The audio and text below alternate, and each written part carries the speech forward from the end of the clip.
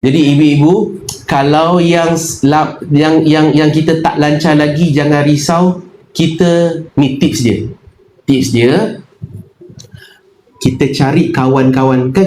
Kalau kita tak segan, okey. Contohlah, saya segan dai. Kalau lah orang tahu saya tak pandai baca Quran, saya segan. Kalau yang segan, kalau tak segan tak apa, kita bagi tahu je kat orang. Kalau kita segan, kita jumpa kawan-kawan kita yang pandai baca Quran ni, kita panggil dia.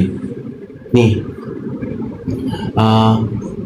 boleh tak ajar aku sikit-sikit Quran? Aku tak berapa pandai sangat. Minta dia ni baca sikit-sikit dengan kita. Jangan risau, biar kita mati dalam keadaan sedang usaha untuk kenal ayat-ayat Allah.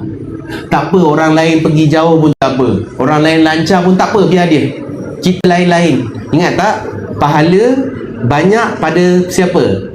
Mujahadah. Susah kita tu, kita tak give up, kita tak putus asa.